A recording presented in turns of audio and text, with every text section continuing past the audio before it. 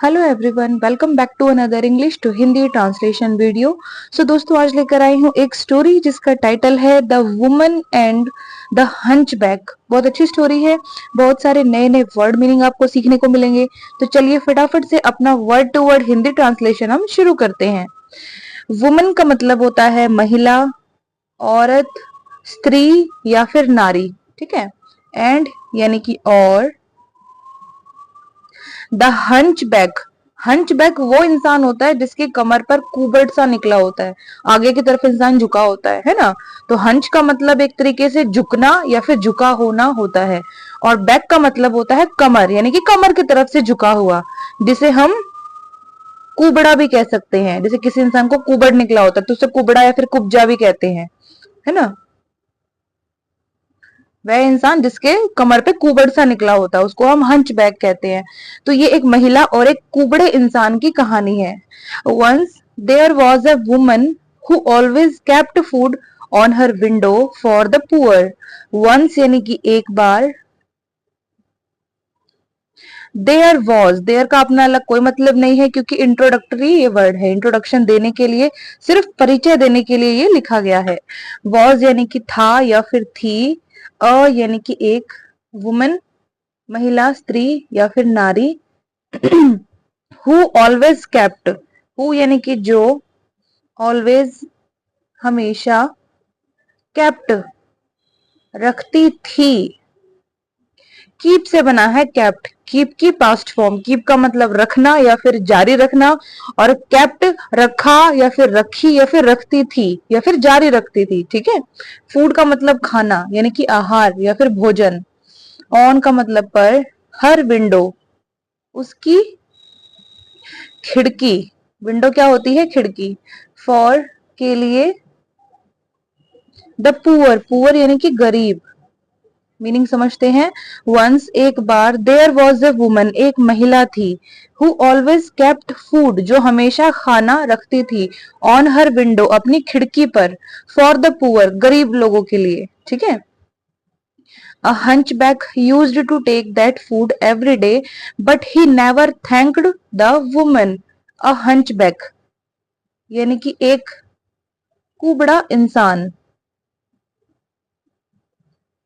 Used to take, used to का मतलब वो कोई काम किया करता था। ठीक है। और यूज्ड टू के साथ हमेशा वर्ब की फर्स्ट फॉर्म आती है। तो यूज्ड टू टेक, टेक का मतलब क्या होता है? लेना। तो वह लिया करता था। दैट फूड वह खाना या फिर भोजन। एवरीडे यानी कि हर दिन या फिर हर रोज। बट पर या फिर परंतु। He never thanked the woman, he यानी कि उसने। नेवर का मतलब कभी नहीं। थैंक्ड धन्यवाद किया।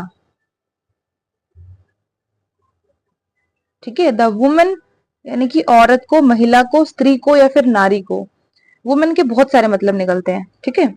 अ hunchback used to take that food every day, एक कुबड़ा इंसान वह खाना हर रोज या फिर हर दिन लिया करता था। But he never thanked the women, पर उसने कभी भी औरत को धन्यवाद नहीं किया। ठीक है। या फिर धन्यवाद नहीं दिया।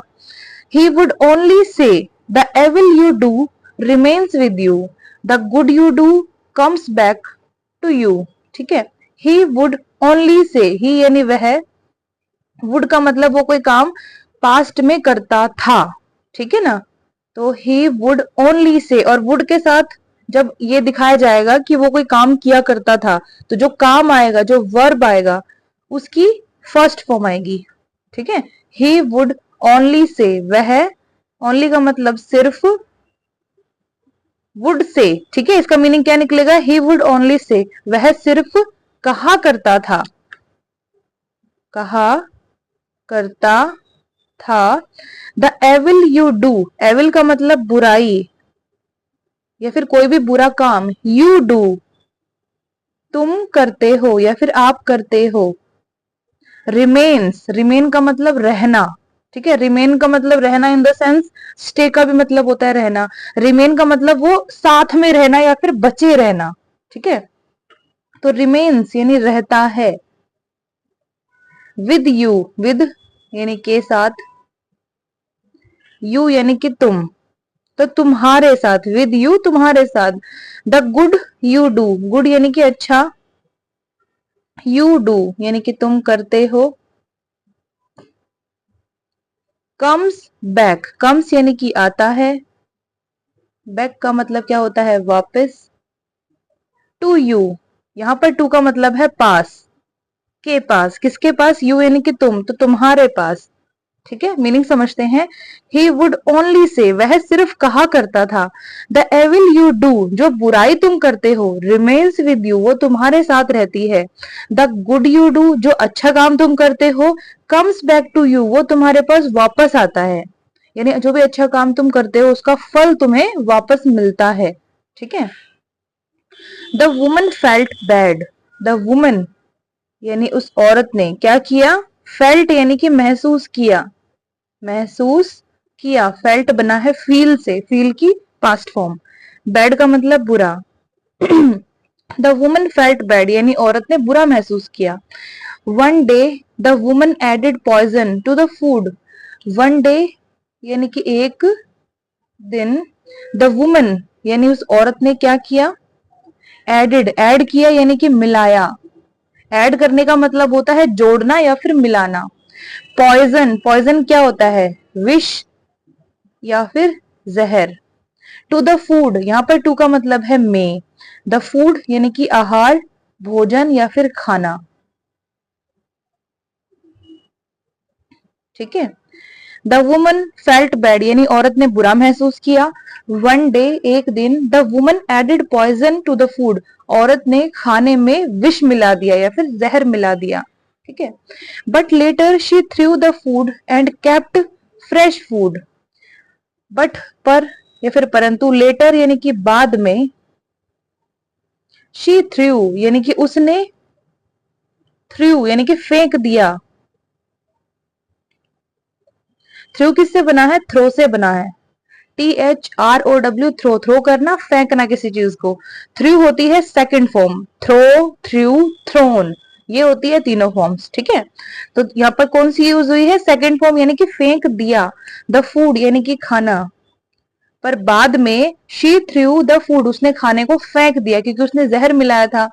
एंड और केप्ट यानी कि रखा, फ्रेश यानी कि ताजा, फूड यानी कि खाना, और उसने बाद में वहां पर ताजा खाना रख दिया क्योंकि उसे अच्छा महसूस नहीं हुआ। अब किसी के भी खाने में आप जानबूझकर जहर मिलाओगे तो अच्छी बात थोड़ी ना, अपनी अंतरात्मा ही रोकने लगती है।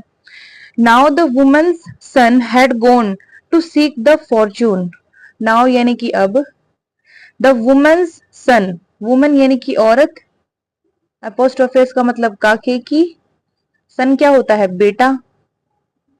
हैड गॉन, हैड के साथ वर्ब की थर्ड फॉर्म, हैड, हैव या फिर हैज, तीनों के साथ वर्ब की थर्ड फॉर्म आती है या फिर ईडी वाली पास्ट फॉर्म आती है। और मीनिंग क्या निकलता है हेड के साथ, कि उसने कोई काम किया था, है ना। तो हैड गॉन यानी गया था। गॉन किसकी पास्ट फॉर्म है, गो की, गो वेंट गोन। ठीक है ना। टू सीक, टू का मतलब के लिए, और सीक का मतलब होता है तलाश करना, ढूंढना। ठीक है। हिज फॉर्चून, हिज यानी कि उसका, फॉर्चून का मतलब होता है भाग्य। ठीक है।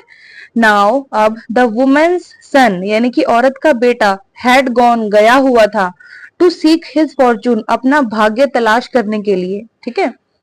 She prayed for his safe return, she prayed यानी कि उसने प्रार्थना की, फॉर यानी के लिए, हिज यानी कि उसका या फिर उसकी, सेफ का मतलब सुरक्षित, रिटर्न यानी कि वापसी। ठीक है। She prayed for his safe return, उसने उसकी सुरक्षित वापसी के लिए प्रार्थना की। That evening she was surprised, that evening यानी कि वह शाम, या फिर उस शाम, उसी दिन की शाम। शी वॉज सरप्राइज्ड, शी यानी कि वह, वॉज यानी कि थी, सरप्राइज्ड यानी कि आश्चर्यचकित। टू फाइंड, फाइंड का मतलब क्या होता है? ढूंढना, मिलना या फिर पाना, है ना? तो टू फाइंड, पाकर या फिर मिलकर, ठीक है। Him standing in the doorway, him यानी कि उसे, स्टैंडिंग, स्टैंडिंग का मतलब खड़ा होना, है ना? तो खड़े हुए, इन यानी में, द डोरवे, डोरवे का मतलब क्या होता है? द्वार या फिर द्वार का मार्ग, जो चौखट जिसे हम बोलते हैं, जिसे हम एंटर होते हैं ना, उसको डोरवे बोलते हैं। तो मीनिंग क्या निकलता है पूरी लाइन का? शी वॉज सरप्राइज्ड, यहां से पढ़ते हैं, दैट इवनिंग, उस शाम, शी वॉज सरप्राइज्ड, वह आश्चर्यचकित थी, to find him standing in the doorway, उसे यानी कि अपने बेटे को द्वार के मार्ग में खड़ा हुआ पाकर, ठीक है ना। ही एक्सक्लेम्ड, ही यानी कि वह, एक्सक्लेम्ड यानी कि चिल्लाया, एक्सक्लेम का मतलब वैसे निकलता है कि आश्चर्य से चिल्लाना, किसी चीज का आपको आश्चर्य हुआ है, आप सरप्राइज्ड और फिर चिल्लाए हो, है ना, तो उसको एक्सक्लेम करना बोलते हैं। तो वो जो लड़का था, बेटा था, वो चिल्लाया, it is a miracle that I am here, it is यानी कि यह है, और यानी कि एक, मिरेकल मतलब क्या होता है? जादू भी कह सकते हैं, चमत्कार भी कह सकते हैं। यह चमत्कार है, दैट कि, आई एम यानी कि मैं हूं, हेयर यानी कि यहां, ही एक्सक्लेम्ड वह चिल्लाया, इट इज अ मिरेकल यह एक चमत्कार है, दैट आई एम हेयर कि मैं यहां हूं, ठीक है। I had collapsed from hunger but a hunchback gave me food, I had collapsed, ठीक है, आई यानी मैं, हैड के साथ वर्ब की ईडी वाली पास्ट फॉर्म, मीनिंग क्या निकलेगा? कोई काम किया था। तो कोलैप्स का मतलब होता है गिरना, तो आई हैड कोलैप्स्ड, मैं गिर गया था या फिर मैं गिरा था। फ्रॉम यानी कि से, हंगर का मतलब भूख, मैं भूख से गिर गया था। बट पर, अ हंचबैक एक कुबड़ा व्यक्ति, गेव यानी कि दिया, गिव, गिव से बना है, गिव की सेकंड फॉर्म, मी यानी कि मुझे, फूड का मतलब खाना, ठीक है। I had collapsed from hunger, मैं भूख से गिर गया था।